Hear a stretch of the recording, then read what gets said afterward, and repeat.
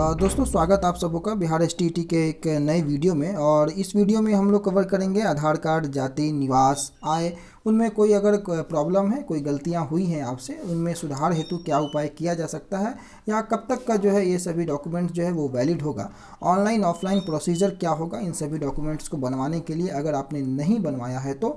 और बिहार एसटीईटी के रिगार्डिंग जब नियुक्ति की प्रक्रिया शुरू होगी उस समय आप लोगों को कौन कौन से इंपॉर्टेंट डॉक्यूमेंट्स तैयार रखने हैं, क्योंकि मैंने इस पर एक वीडियो पहले भी बना रखा है, लेकिन कई लोगों का यह कमेंट्स है कि एक डॉक्यूमेंट्स का वीडियो और उसमें पूरा डिटेल वाइज डिस्कशन जिसमें सारे डॉक्यूमेंट्स में कि कब तक वैलिड होना चाहिए, कब का बना होना चाहिए, और कई प्रकार की जो त्रुटियां हुई हैं डॉक्यूमेंट्स में भी, उन सभी चीज़ों को लेकर के फीमेल्स किन के नाम पे डॉक्यूमेंट्स, अपना कास्ट सर्टिफिकेट जो होगा वो किन के नाम से बनाएंगे, तो सारी चीज़ों को इसमें 1 बाय 1 करने का प्रयास करेंगे। सबसे पहले आपको हम बता दें कि जो जब ऑफलाइन आप लोग फॉर्म फिलअप करते थे, अब तो क्या हो गया है कि अब ऑनलाइन प्रोसीजर के माध्यम से भी आप लोग जैसे ही गूगल में RTPS बिहार लॉगिन करेंगे गूगल में, तो आप लोगों के पास एक पेज खुल के आ जाएगा और उस पर जाकर के आप ऑनलाइन एप्लीकेशन सबमिट कर सकते हैं। लेकिन इधर कुछ दिनों से जो वो किसी कारणवश जो है वो अभी ऑनलाइन सबमिशन नहीं हो पा रहा है, लेकिन कई लोग जो है वो ऑनलाइन आवासीय हो चाहे जाति हो वो फिलअप किए हैं।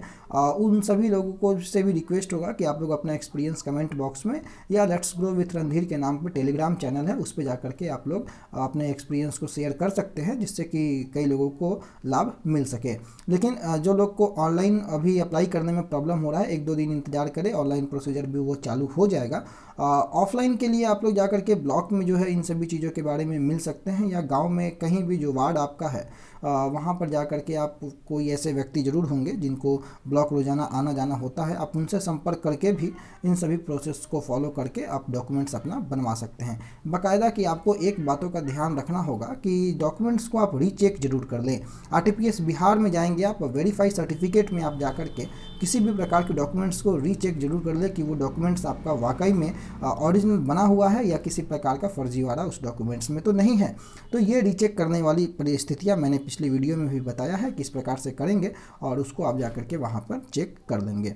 अब हम बात कर लेते हैं कि ये तो ऑफलाइन फॉर्म है जिस प्रकार से आप कास्ट सर्टिफिकेट बनाते हैं, जिसमें सारे सिनेरियो देना होता है। और फीमेल कैंडिडेट के लिए जब भी वो जाति प्रमाण पत्र बनाएंगे तो वो अपने फादर्स के नाम के अकॉर्डिंग ही वो जाति प्रमाण पत्र वो बनाएंगी, क्योंकि जाति और आवासीय जो होता है वो एक बार बनता है और वो हमेशा के लिए वैलिड रहता है अगर वो अस्थायी रूप से बना है तो।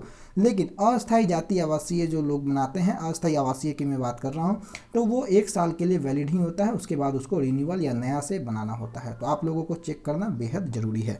अब बात कर लेते हैं आधार कार्ड को लेकर के। ऑफलाइन में ये देखिए आवासीय का जो सिनेरियो, जो फॉर्म में जो PDF होता है वो CO लेवल का ये होता है।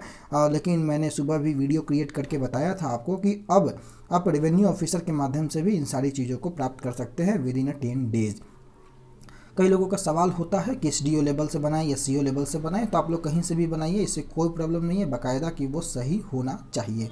अब आधार कार्ड के एड्रेस को लेकर के कई लोगों का सवाल होता है, क्योंकि कई लोग जो है वो बाहर रहते हैं, कई लोग बाहर से पढ़ाई किए हैं, तो उन लोगों को लेकर के कि आधार कार्ड का एड्रेस चेंज करवाना चाहिए या नहीं करवाना चाहिए। मेरा सजेशन ये रहेगा कि आप लोग को, सारे लोगों की नियुक्ति अब बिहार में होने वाली है, तो आप लोग जो है वो बिहार का एड्रेस आधार कार्ड में चेंज करवा लें।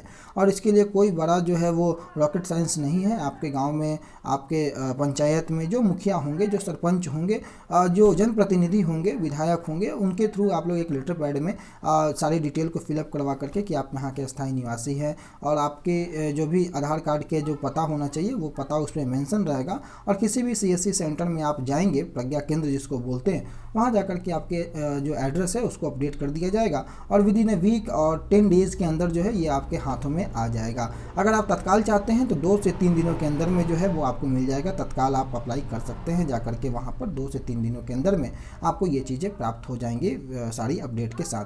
फ़ोन नंबर आप अपडेट करना चाहते हैं तो वो भी आप अपडेट उसमें करवा सकते हैं। ये तो हो गई उन सभी चीज़ों की बातें। अब हम बात कर लेते हैं दोस्तों थोड़ी सी कि जो जो डॉक्यूमेंट्स आप लोगों को चाहिए, क्योंकि कई लोगों का ये कमेंट्स आ रहा था, तो उस डॉक्यूमेंट्स को लेकर के भी हम थोड़ा सा चर्चा कर देते हैं। हालांकि मैंने बताया भी है पहले, लेकिन अभी भी ये डॉक्यूमेंट्स आपके पास नहीं है तो आप बनवा लेंगे, जिसमें आपके पास फ़ोटो होना चाहिए, मैट्रिक का जो है वो आपका मार्कशीट होना ज़रूरी है, इंटरमीडिएट का मार्कशीट होना ज़रूरी है, ग्रेजुएशन का जो होल तीनों ईयर का जो मार्कशीट होता है जिसमें चर्चाएँ होती हैं 3 सालों की, वो मार्कशीट आपके पास बेहद ज़रूरी है। अगर जो लोग पीजीटी के लिए है एप्लीकेबल, वो लोग पीजीटी के जो मार्कशीट है वो ज़रूरी है। एसटीईटी का आपको जब सर्टिफिकेट मिलेगा जिसमें आपको सारी चीज़ें दर्शाई रहेंगी, वो सर्टिफिकेट भी बेहद ज़रूरी है। बीएड का अगर आपके पास मार्कशीट है वो बेहद ज़रूरी है, क्योंकि बीएड मांगा गया है जिन सब्जेक्टों में, तो बीएड की मार्कशीट अनिवार्य है। और जिन विषयों में बीएड की अनिवार्यता नहीं है वहाँ बीएड की अनिवार्यता नहीं होगी।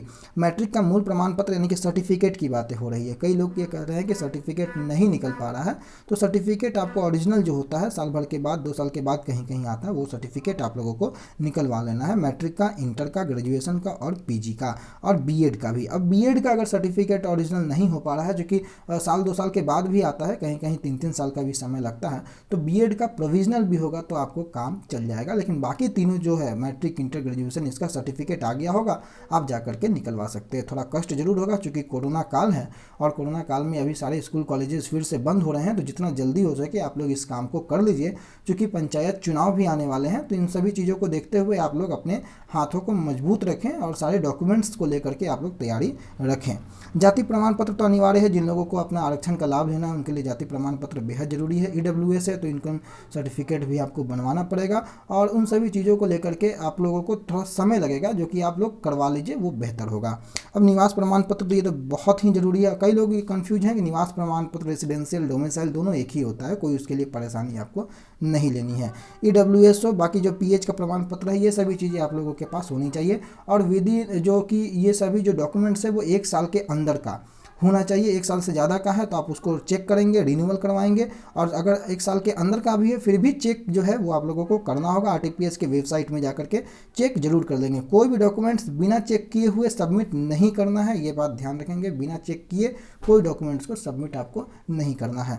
तो दोस्तों, इस वीडियो में हम लोगों ने बात किया सारे डॉक्यूमेंट्स को लेकर के और किस प्रकार की परिस्थितियाँ बन रही हैं। फीमेल कैंडिडेट्स जो हैं वो कास्ट सर्टिफिकेट किन के नाम पर बनाएंगे। इसके अलावा भी अगर आप लोगों को कन्फ्यूजन होगा तो आप लोग टेलीग्राम के साथ जुड़िए, वहाँ सवाल पूछ सकते हैं, कमेंट बॉक्स में पूछ सकते हैं। चूंकि सभी लोगों का जवाब मैं नहीं दे पाता हूँ तो कई लोग इससे नाराज़ भी होते हैं, लेकिन देर सवेर मैं प्रयास करूँगा वीडियो के थ्रू सभी लोगों का एक विस्तृत जवाब देने का। तो अभी के लिए यही रखते हैं, अगली वीडियो में फिर से मुलाकात होगी किसी नए टॉपिक के साथ। तो चैनल पर नए होंगे तो सब्सक्राइब करना ना भूलें, बेल आइकन को प्रेस कर ले ताकि कोई भी नोटिफिकेशन हो तो सबसे पहले आप तक पहुँच सके। वीडियो देखने के लिए आपका बहुत बहुत धन्यवाद।